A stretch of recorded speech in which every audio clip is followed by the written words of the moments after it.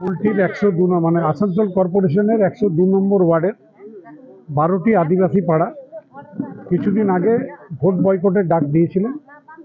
আমরা তাদের সাথে কথাবার্তা চালাচ্ছিলাম। তাদের কিছু সমস্যা আছে, সেই সমস্যাগুলো দীর্ঘদিন ধরে উপেক্ষিত আছে বলে তাদের অভিযোগ। কিন্তু আমি এবং আমাদের এখানে ওয়ার্ডের কাউন্সিলর সৌরভ মাঝি দুজনে আজকে এখানে এসেছিলাম অনুরোধ করতে তাদের ভোট বয়কট তুলে নেওয়ার জন্য।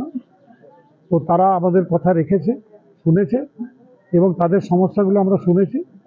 এখন যেহেতু ভোটের সময় কিছু করা সম্ভব নয়, প্রতিশ্রুতি দেওয়া সম্ভব নয়, কিন্তু আমরা আগামী দিনে তাদের সঙ্গে মানে গতদিনেও ছিলাম, আজকেও আছি, আগামী দিনেও তাদের সঙ্গে থাকবো। এই প্রতিশ্রুতি দেওয়াতে তারা ভোট বয়কট তুলে নিলেন। তার জন্য আমি আদিবাসী ভাই বোনেদের আমার তরফ থেকে আন্তরিকভাবে শুভেচ্ছা জানাই এবং তাদের জন্য আমরা আগামী দিনে আরও যাতে কাজ করতে পারি, এই এলাকার যে সমস্ত সমস্যাগুলো আছে সেগুলো সমাধান করতে পারি, সেটা আমরা চেষ্টা করব।